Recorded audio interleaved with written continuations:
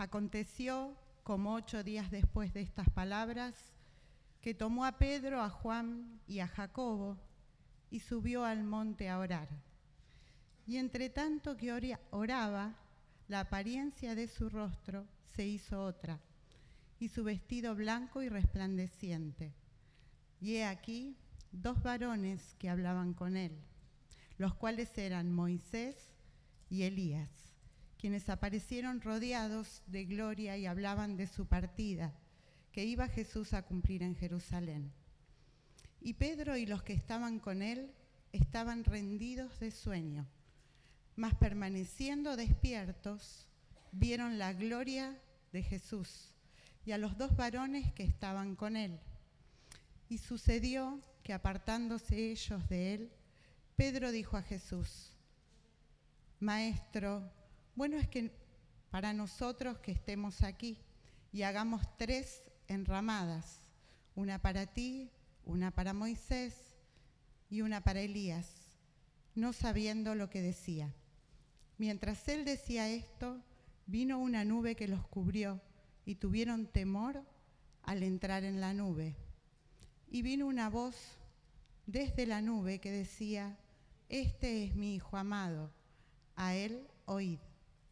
Y cuando cesó la voz, Jesús fue hallado solo y ellos callaron. Y por aquellos días no dijeron nada a nadie de lo que habían visto. Uno de los pasajes que mejor ejemplifican la magnificencia y la deidad de Jesús en esta transfiguración.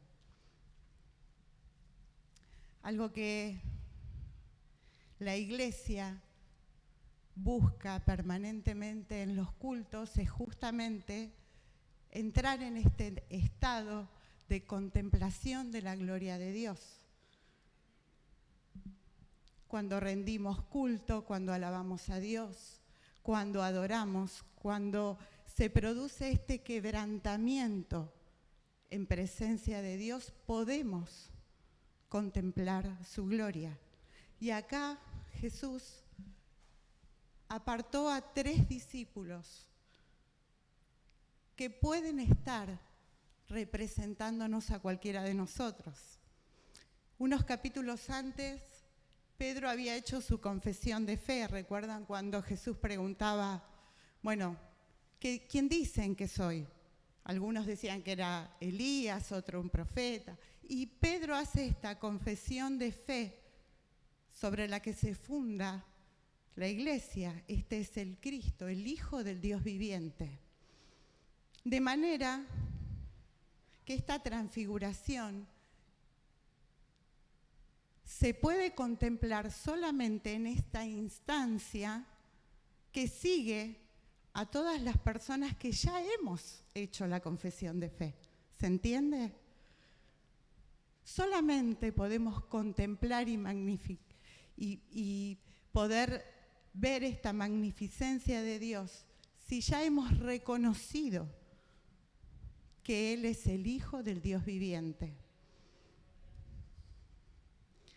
Y se produce de esta manera algo que es necesario que esté en la Iglesia siempre, y es el quebrantamiento.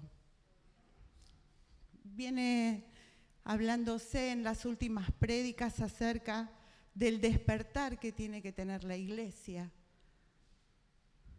del avivamiento que produce el Espíritu Santo en la Iglesia, que lleva a un compromiso de adoración aún mayor, que no queda en la confesión de fe, que no queda solamente en el reconocimiento, sino que nos mueve a esta contemplación y a este nivel de adoración más profundo. Y el quebrantamiento es de las cosas fundamentales que tiene que tener la Iglesia para poder ser renovada. El quebrantamiento puede darse de esta manera en la vida contemplativa, en la adoración, en el reconocer que ante semejante majestad de Dios nada somos. Y se puede producir el quebrantamiento también en situaciones límites, en donde Dios prueba nuestra fe, Dios prueba nuestra voluntad. Dios nos mueve a una bancarrota espiritual. Vamos al Evangelio de Marcos.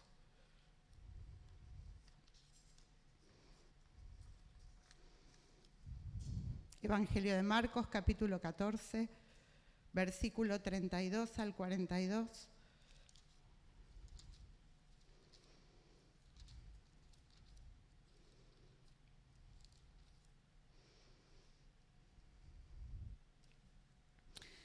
Vinieron pues a un lugar que se llama Getsemaní y dijo a sus discípulos: sentaos aquí, entre tanto que yo oro. Y tomó consigo a Pedro, a Jacobo y a Juan, a los mismos discípulos que tomó en la transfiguración, como recién leímos, ¿no? Y comenzó a entristecerse y a angustiarse, y les dijo: mi alma está muy triste hasta la muerte. Quedaos aquí y velad. Yéndose un poco más adelante, se postró en tierra y oró que si fuese posible pasase de él aquella hora. Y decía: Abba, Padre, todas las cosas son posibles para ti. Aparta de mí esta copa, mas no lo que yo quiero, sino lo que tú. Vino luego y los halló durmiendo, y dijo a Pedro: Simón, ¿duermes? ¿No has podido velar una hora? Velad y orad para que no entréis en tentación. El espíritu a la verdad está dispuesto, pero la carne es débil. Otra vez fue y oró, diciendo las mismas palabras. Al volver otra vez, los halló durmiendo, porque los ojos de ellos estaban cargados de sueño y no sabían qué responderle. Vino la tercera vez y les dijo: dormid ya y descansad. Basta, la hora ha venido, he aquí el Hijo del Hombre es entregado en manos de los pecadores. Levantaos, vamos, he aquí se acerca el que me entrega. Uno de los pasajes que representan el quebrantamiento del Cristo sufriente, de este quebrantamiento que el profeta Isaías había anunciado cuando decía que el Mesías iba a ser desechado entre los hombres, despreciado, varón de dolores, experimentado en quebrantos. Un quebrantamiento hasta la muerte.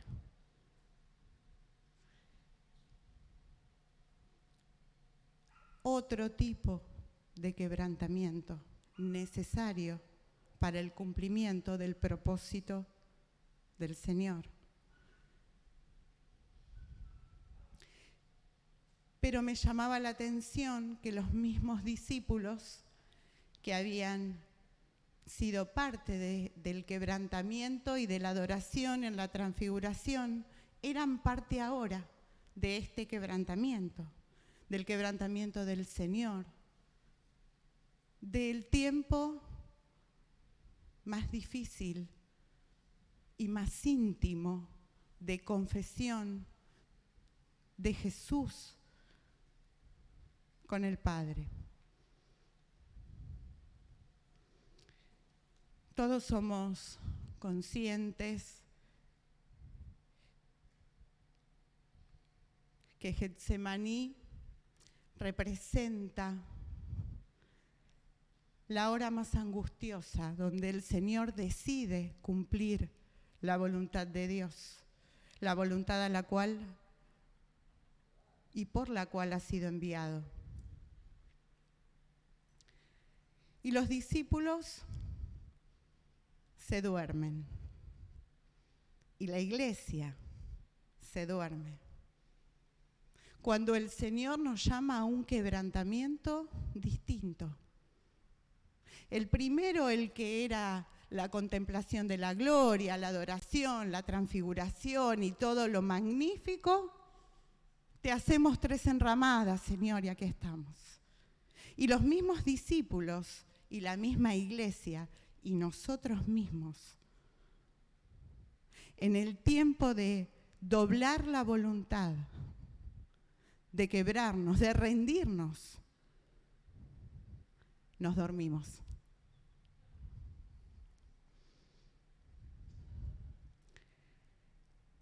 El versículo que dice, tan repetido en tantos mensajes, velad y orad para que no entréis en tentación, el espíritu a la verdad está dispuesto, pero la carne es débil.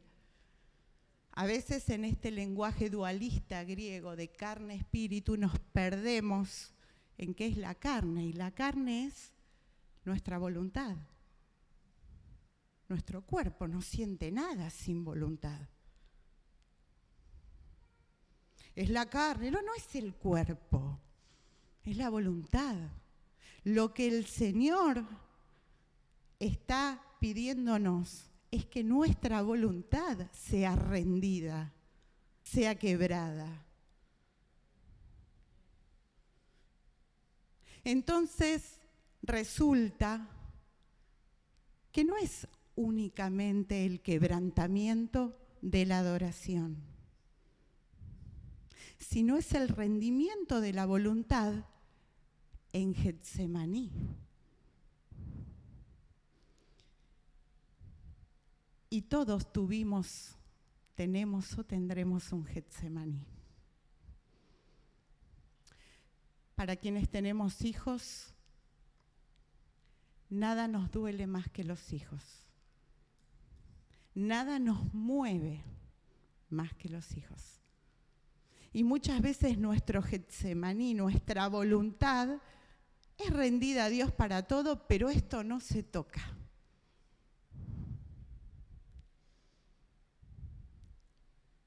Estos son míos, Señor.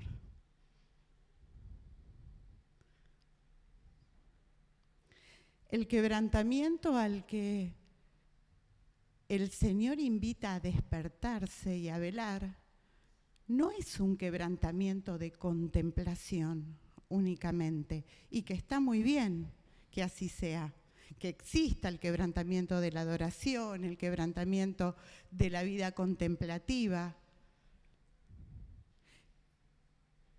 Pero Getsemaní es el quebrantamiento que invita a la rendición total de la voluntad.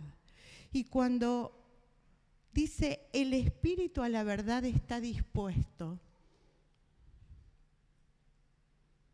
pero la carne es débil, entendemos que el Espíritu de Dios que mora en nosotros quiere que hagamos la voluntad de Dios. Pero nuestra voluntad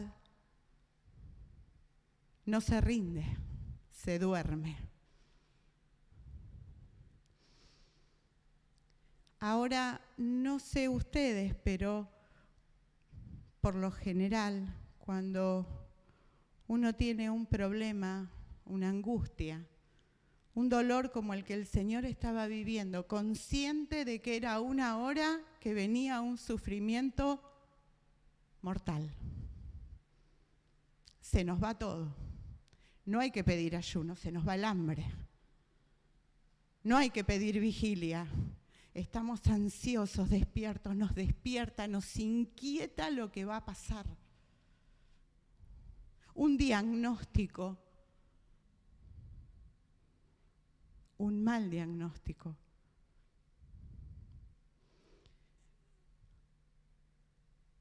problemas familiares, temor por lo que pueda venir, ansiedades, miedos. Y se nos va todo, el hambre, el sueño, todo. Ahora, cuando se trata de rendirnos y de rendir nuestra voluntad a Dios, estamos cansados, nos dormimos. Y vuelvo a remarcar esto de los 3 discípulos, porque son 3 discípulos importantísimos como modelos para nosotros de fe, de enseñanza. Pedro, quien hizo la confesión de fe, que en Getsemaní se duerme y unas instancias más adelante va a negar al Señor. Es el mismo Pedro que después es transformado por el Espíritu y da este discurso donde el Espíritu Santo desciende y se convierte y viene Pentecostés y todo lo que ya conocemos. De manera que el mensaje es para la iglesia que ya hizo la confesión de fe. El mensaje es para la iglesia que quizás conoce la transfiguración, que quizás sabe lo que es estar en el culto, saltando, sirviendo, adorando, pero cuando llega a Getsemaní, el momento de la rendición, con la voluntad hacemos lo que nuestra carne indica y no nuestro espíritu, o lo que el Señor espera de nosotros. Ahora bien, Isaías 57:15.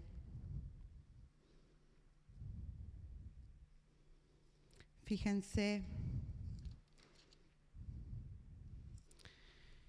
lo que dice: porque así dijo el alto y sublime, el que habita la eternidad y cuyo nombre es el Santo. Yo habito en la altura y la santidad, y con el quebrantado y humilde de espíritu, para hacer vivir el espíritu de los humildes y para vivificar el corazón de los quebrantados. De manera que otra vez se nos presentan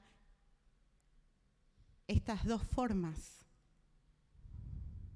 El alto y sublime, el que habita en la santidad, el que es majestuoso, glorioso, el que nos muestra en sus obras su poder, habita en el corazón quebrantado, en el corazón rendido, en el corazón que entrega su voluntad en Getsemaní. El espíritu a la verdad está dispuesto, dice el texto de Marcos. Y el Señor dijo que dejaba su espíritu y su espíritu nos iba a guiar a toda la verdad. Este Espíritu Santo a veces que lo tenemos desdibujado, lo tenemos únicamente para representar Pentecostés, las lenguas, el mover de la iglesia, pero el Espíritu Santo es la persona de Dios en nosotros. El Espíritu Santo es quien nos concientiza de nuestra condición de hijos y de herederos de una eternidad con Dios. De manera que estemos conscientes de que el quebrantamiento, de que la rendición de nuestra voluntad es con una mirada de esperanza, porque después de la cruz viene la resurrección. El Espíritu Santo es el que actualiza nuestra realidad de hijos. La palabra es el que nos ilumina y nos conduce a conocer a Dios Padre y a Dios Hijo. No queda únicamente o limitado a un accionar de vez en cuando para despertar la iglesia. Es eso y algo más, está en nosotros, mora en nosotros, habita en nosotros. Ese espíritu que dice, velad y orad para que no entréis en tentación, el espíritu a la verdad está dispuesto. Ese espíritu está dispuesto a que nos rindamos a Dios. Está dispuesto a que nuestra voluntad se quiebre de tal manera que no me duerma. ¿Y cómo puede ser que nos durmamos? Nos dormimos, todos.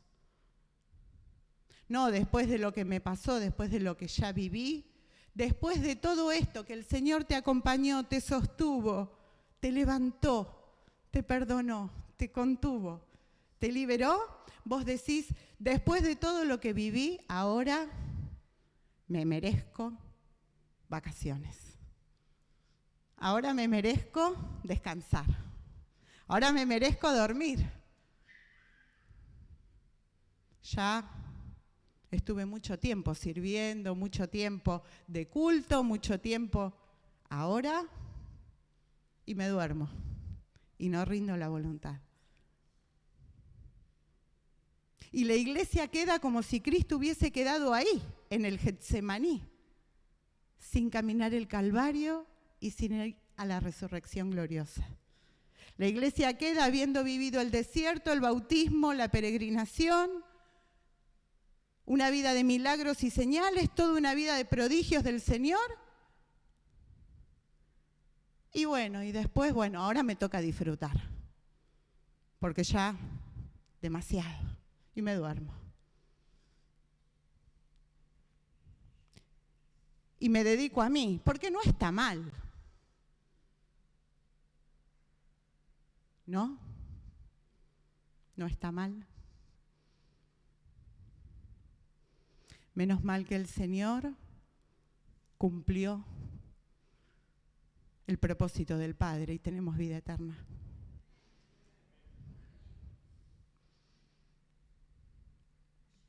El espíritu a la verdad está dispuesto. Y el rendir la voluntad es un día a día. El rendir la voluntad es rendir en Getsemaní todo. Por la esperanza de cumplir con el propósito que Dios tiene para nosotros. Porque la iglesia no está llamada únicamente a contemplar la gloria de Dios. Eso es parte. La iglesia está llamada a imitar a Cristo. Imitar a Cristo en Getsemaní. En tu Getsemaní, en mi Getsemaní, todos lo tenemos que pasar. Y es una invitación íntima, que nadie te va a ver, que no es como en el culto que saltás y te miran, que saltás. No, nadie te ve lo que estás pasando en la intimidad con Dios.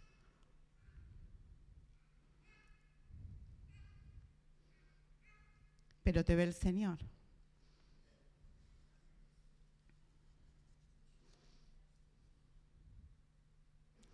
Y la iglesia tiene un propósito.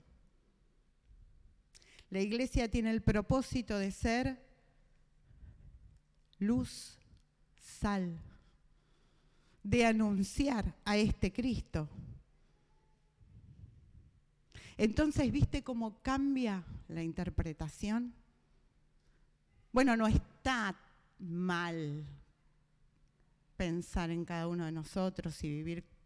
Total, no hacemos nada malo. Pero no hacemos lo que el Señor nos pide. Y no se trata de hacer lo que nos parece que es bueno, se trata de cumplir la voluntad que Dios tiene para nosotros. No hubiese estado mal si Jesús se levantaba y decía, bueno, hasta acá, resucité muertos, sané enfermos, mostré pienso, y bueno, hasta acá llegamos. Sin embargo, cumplió hasta la muerte y muerte de cruz. Y Dios lo levantó entre los muertos. Y al que no conoció pecado, dice la Escritura, por nosotros se hizo pecado para que fuésemos hechos justicia de Dios en él. Esa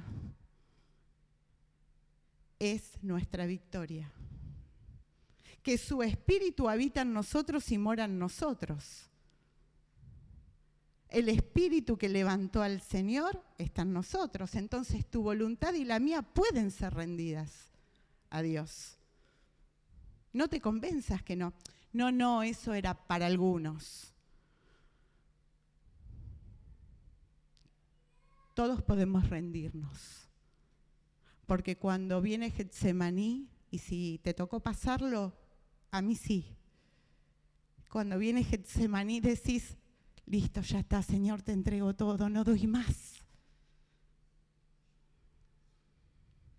Conoces el quebrantamiento. Reconoces que ese que contemplás, que el Dios alto y sublime, está ahí en la intimidad de tu cuarto con vos, viendo tu condición, viendo que no podés más. Y ahí le prometemos todo. Y ahí decimos, bueno, y después nos dormimos. Para que la iglesia sea renovada, para que la iglesia sea movida por el Espíritu Santo, primero tiene que conocer el quebrantamiento. Primero tiene que sentir que su voluntad se rinde, como en Getsemaní.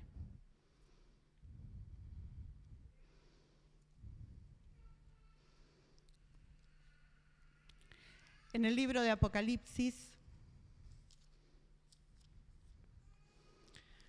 hay algunos mensajes a las iglesias. Algunos mensajes que no son para gente que no conoce al Señor, que son para los que ya hicieron la confesión de fe, para los que caminaron, para los que se congregaron, para los que adoraron. Y en todos los mensajes, fíjense que dice, yo conozco tus obras.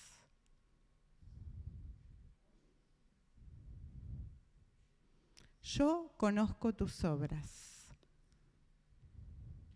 El mensaje va cambiando para las distintas iglesias que van a tipificar distintos modelos de estadios espirituales de la iglesia. Pero en todos dice, yo conozco tus obras.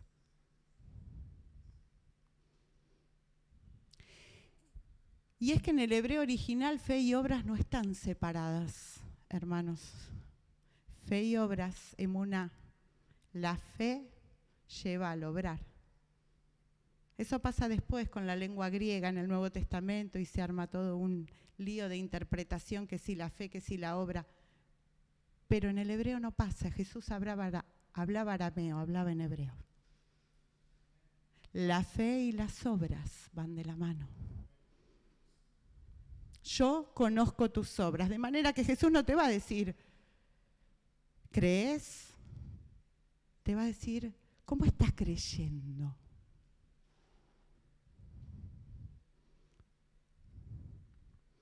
Para que la iglesia pueda ser despertada, pueda ser avivada, pueda ser renovada, es necesario que sea quebrantada. Y que sea movida a esta conciencia espiritual que solamente trae el Espíritu Santo, que no la da ni un pastor, ni un mensaje, ni una doctrina, la da el Espíritu Santo en tu corazón, en la intimidad con el Señor, en tu Getsemaní. Ahí donde te duele la voluntad, Ahí donde Dios te pide esto, te estoy demandando. Y no podés, y no puedo. Ahí.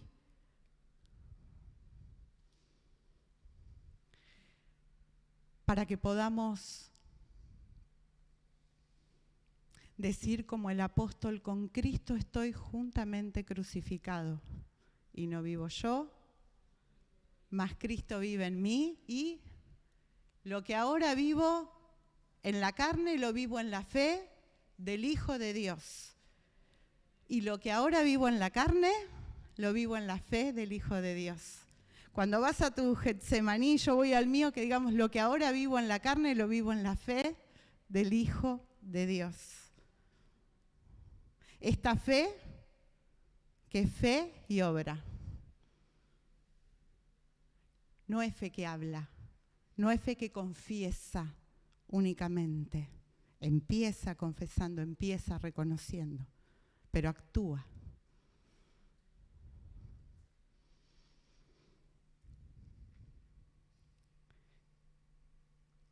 En el mensaje a la iglesia de la Odisea, dice en el libro de Apocalipsis, capítulo 3, versículo 14. Y escribe al ángel de la iglesia en la Odisea, he aquí el amén, el testigo fiel y verdadero, el principio de la creación de Dios, dice esto: yo conozco tus obras, que ni eres frío ni caliente. Ojalá fuese frío o caliente, pero por cuanto eres tibio y no frío ni caliente, te vomitaré de mi boca, porque tú dices, yo soy rico y me he enriquecido, y de ninguna cosa tengo necesidad, y no sabes que tú eres un desventurado, miserable, pobre, ciego y desnudo. Por tanto, yo te aconsejo que de mí compres oro refinado en fuego para que seas rico, y vestiduras blancas para vestirte, y que no se descubra la vergüenza de tu desnudez, y unge tus ojos con colirio para que veas. Yo reprendo y castigo a todos los que amo, sé pues celoso y arrepiéntete. He aquí, yo estoy a la puerta y llamo, si alguno oye mi voz y abre la puerta, entraré a él y cenaré con él y él conmigo. Al que venciere, le daré que se siente conmigo en mi trono, así como yo he vencido y me he sentado con mi Padre en su trono. El que tiene oído, oiga lo que el Espíritu dice a las iglesias. Y cuando Jesús caminaba y hablaba a las multitudes, decía todo el tiempo, el que tenga oídos para oír, que oiga. Y el ángel del Señor nos dice, el que tiene oído, oiga lo que el Espíritu dice a la iglesia. O sea, es para vos, es para mí. Ya no es a todos, a la multitud, es a los que creímos. Es a los que llegamos a Getsemaní, a los que nos toca rendir la voluntad, que no nos quiere tibios, que nos quiere rendidos.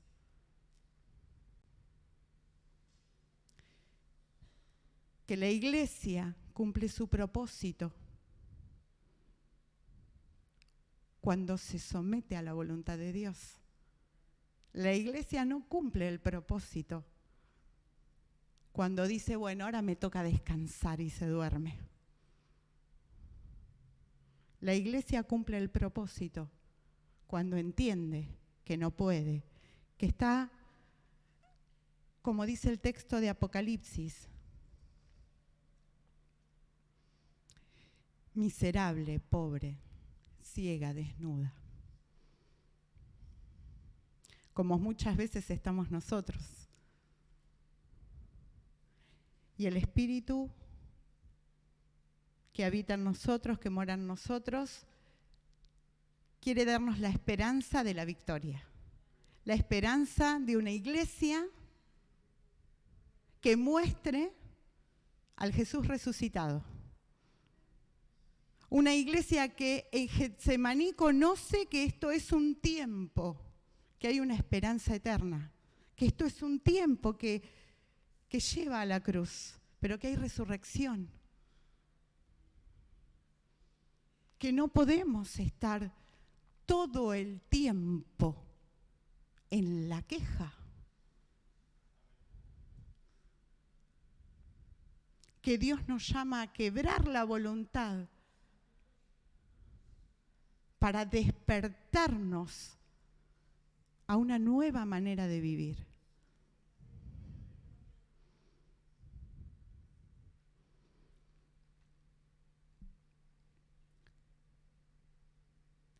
Y con esto tenemos un montón para meditar, para pensar en qué cosas tenemos que rendir. Porque a veces creemos que porque no hacemos nada extremadamente malo somos buenos. Que porque cumplimos con el currículum que propone la religiosidad ya es suficiente. Y no es por cantidad de horas culto, es por rendición de voluntad. Porque David conocía la presencia del Señor porque tenía un corazón quebrantado. Entonces, ¿tenemos que venir al culto a adorar a Dios? Claro. Pero si no tenemos intimidad, posiblemente nos quedemos en la transfiguración y no avancemos a la rendición.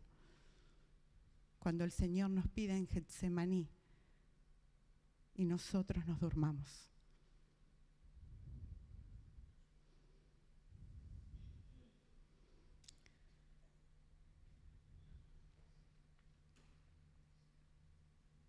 Prepararnos con esta esperanza escatológica es vivir rindiendo la voluntad día a día al Señor.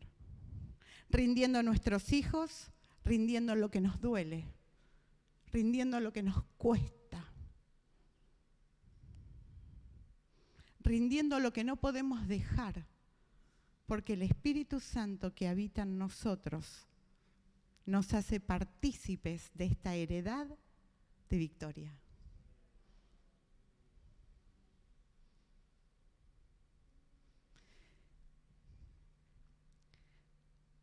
Yo te voy a animar ahora a que podamos venir aquí adelante para hacer una oración en donde el Espíritu Santo nos ministre, en donde el Espíritu